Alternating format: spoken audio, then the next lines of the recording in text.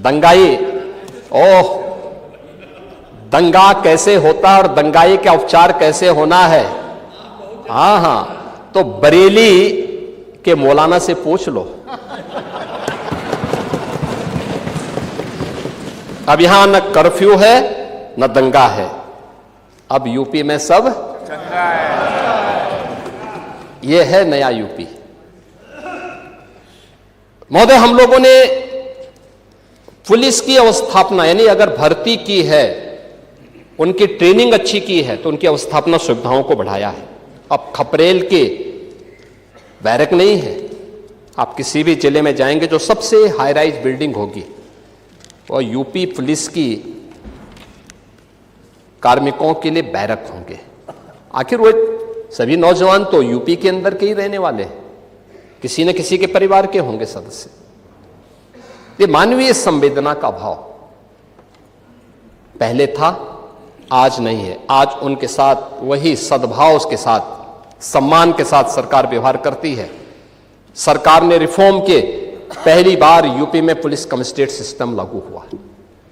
7 जिले आज उससे पूरी तरह आगे बढ़ चुके हैं। मॉडर्न पुलिसिंग, साइबर थाना और फॉरेंसिक इंस्टीट्यूट, यह आज यूपी की पहचान बन रही है। आज यूपी के अंदर एफएसएल लैब्स बंद पड़ रही हैं। 3 नए कानून लागू होने के बाद 7 वर्ष से ऊपर के प्रत्येक सजा में फॉरेंसिक एविडेंस आवश्यक है। आपका कार्यकाल होता तो आप कभी नहीं कर पाते। इसलिए नहीं कर पाते क्योंकि आपने ना फॉरेंसिक लैब बनाई, ना फॉरेंसिक इंस्टीट्यूट बनाए। ओह, अब 4-4 बार थे, नहीं कर पाए तो अब कभी नहीं मिलना है, अब नहीं मिलना है। चलिए, ईश्वर करें आप स्वस्थ रहें ये सब देखने के लिए, आप स्वस्थ रहें देखने के लिए कि फिर से सपा को उधर बैठना पड़ेगा और सपा को बैठना ही नहीं पड़ेगा, उस लायक भी रहती है कि मुख्य प्रतिपक्षी दल बना रहता है कि नहीं रहता है, ये इसमें मुझे संदेह लगता है। लेकिन आज यूपी के अंदर 12 एफएसएल लैब ये बी ग्रेड की बन चुकी हैं, 6 अन्य एफएसएल लैब्स बन रही हैं। हर जिले में 2 फॉरेंसिक वैन हम उपलब्ध करवा चुके हैं एविडेंस कलेक्ट करने के लिए, और इस पर कार्य हो रहा है। सेफ सिटी के लक्ष्य को हमने प्राप्त किया है, इस पर कार्य हुआ है। UP SSF special security force 6 वाहिनियों का गठन हो चुका है। पीएससी, जिस पर हर यूपी वासी पहले गर्व करता था, समाजवादी पार्टी ने उनकी सभी कंपनियों को नष्ट करने का प्रयास किया। हमने 34 कंपनियों को जो समाप्त हो चुकी थी इन्हें फिर से पुनर्गठित किया है और उनकी भर्ती की प्रक्रिया को पूरा बनाया है। और अब तो 3 महिला पीएससी की बटालियन भी वीरांगना उदा देवी के नाम पर, वीरांगना झलकारी बाई के नाम पर और वीरांगना अवंती बाई लोधी के नाम पर उत्तर प्रदेश के अंदर गठित हो चुके हैं। इन पर कार्रवाई आगे बढ़ चुकी है और इसीलिए उत्तर प्रदेश अब ये नया उत्तर प्रदेश है। ये सब करने का परिणाम, आज देश का कुल मोबाइल फोन का जो भी प्रोडक्शन होता है वो यूपी के अंदर बन रहा है। 55% यूपी के अंदर बन रहा है। जितने भी इलेक्ट्रॉनिक कंपोनेंट बन रहे हैं उसका 60% यूपी के अंदर बन रहा है। और आज यूपी के अंदर ईज ऑफ डूइंग बिजनेस में देश के अंदर यूपी टॉप अचीवर स्टेट के रूप में अब यूपी जाना जाता है। यह है यूपी की नई पहचान।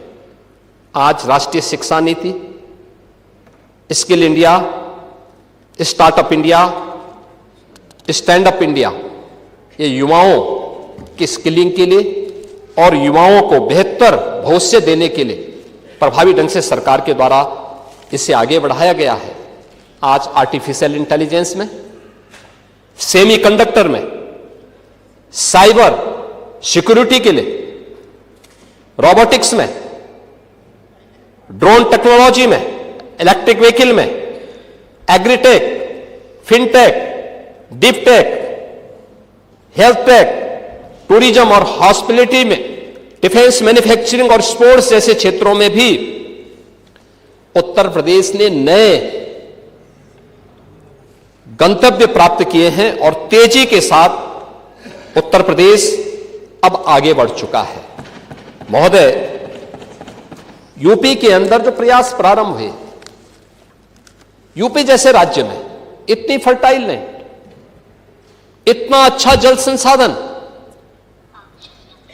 लेकिन टेक्नोलॉजी नहीं देते थे, अच्छा सीड नहीं देते थे। कल किसान दिवस था, किसानों के मसीहा चौधरी चरण सिंह जी के 123वीं जयंती के अवसर पर एक कार्यक्रम विधान भवन के सामने भी हुआ था और मैं समझता था कि नेता प्रतिपक्ष और हमारे विरोधी दल के भी सदस्य उसमें भाग लेंगे, क्योंकि चौधरी साहब तो प्रदेश के नेता थे, देश के नेता थे। आप उस कार्यक्रम में नहीं थे, आएंगे भी नहीं आप लोग, क्योंकि आप लोग तो हर एक कार्य को आप वोट बैंक के नजरिए से देखते हैं। आपकी नियत है, आप किसान को वोट बैंक की नजर से देखते हैं इसलिए कुछ किए नहीं, आप दलितों को वोट बैंक की निगाह से देखते हैं इसलिए कुछ बोलते नहीं। इसलिए मैं कह रहा हूं ना, देखो बांग्लादेश में एक दलित नौजवान को कैसे जला दिया गया। आप लोग गाजा पट्टी में होने वाले किसी भी उस पर आंसू बहाते हैं, लेकिन आपकी जबान से एक शब्द नहीं निकल रहा है, क्योंकि एक दलित नौजवान मारा गया बांग्लादेश में और उस नौजवान के मरने पर आपकी जबानें सिल चुकी हैं, क्योंकि आप उसको केवल वोट बैंक के रूप में इस्तेमाल करते हैं। ये राजनीति नहीं है पांडे जी, ये राजनीति नहीं है, ये वो सच्चाई है जो आपकी तुष्टीकरण की नीति है, जिसके कारण बांग्लादेश बना है। अगर बांग्लादेश पाकिस्तान नहीं बना होता, इस तरीके से हिंदू नहीं जलाया होता, और जलाता तो फिर उसकी क्या दुर्गति होती या वह भी जानता। ये सुरक्षा की गारंटी, वहां मारे जा रहे हैं हिंदू, आप लोग नहीं बोलेंगे। एक कैंडल मार्च निकाल के चलते हैं गांजा के मुद्दे को लेकर के, लेकिन पाकिस्तान और बांग्लादेश में हिंदू मारा जाता है तो आपके मुंह बंद हो जाते हैं, क्योंकि मरने वाला हिंदू है, दलित है, आप बोलेंगे नहीं। और यही सच्चाई है। निंदा प्रस्ताव पारित होना चाहिए और यह प्रस्ताव नेता विरोधी दल की तरफ से आना चाहिए कि इस घटना की हम भर्त्सना करते हैं और बांग्लादेश सरकार को इस बात की चेतावनी देता हूं। और इसीलिए हम कह रहे हैं, नोट करना, ये चीजें होनी चाहिए और हमारा भी प्रयास होना चाहिए।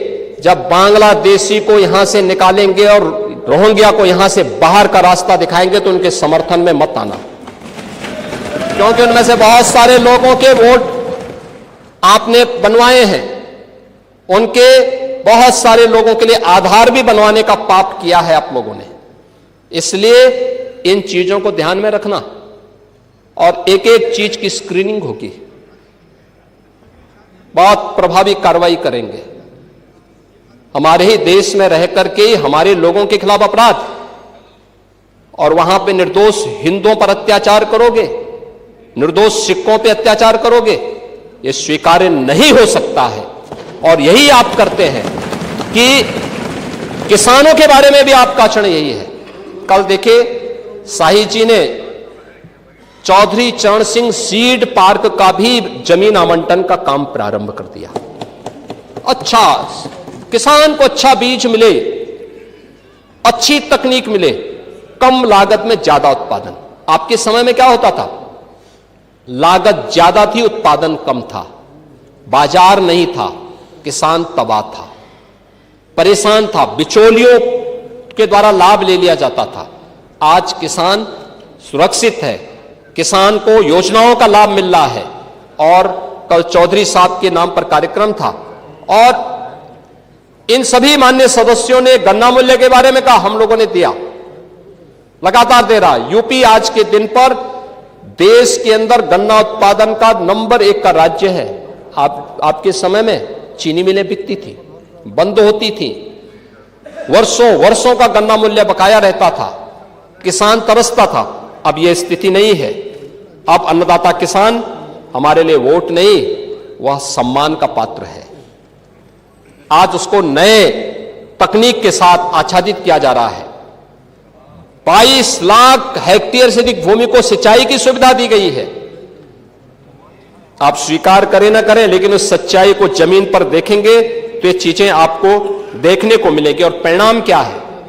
परिणाम है जो आपने 8% किसान विकास की दर रखी थी, कृषि विकास की दर, अब ये बढ़कर के 18% पहुंच चुकी है यूपी की कृषि विकास दर।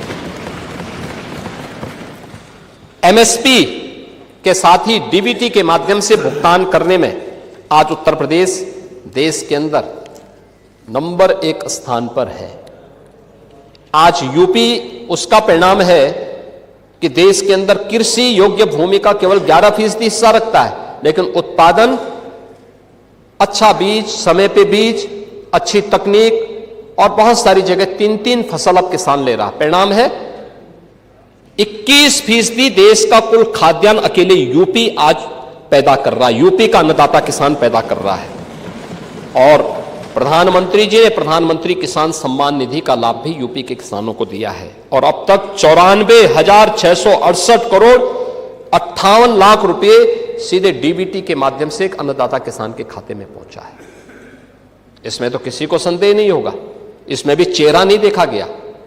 किसान किसान है। आपके लिए वो भेदभाव का शिकार हो सकता है, हमारे लिए नहीं। हमारे लिए किसान किसान है। और गन्ना उत्पादन के बारे में जो कह रहा था, 55% गन्ना का उत्पादन देश के अंदर यूपी कर रहा है। यूपी के अंदर इथेनॉल उत्पादन में जो केवल 41 करोड़ लीटर था, आज 182 करोड़ लीटर इथेनॉल का उत्पादन अकेले यूपी कर रहा है। यूपी के अन्नदाता किसानों के माध्यम से हो रहा है।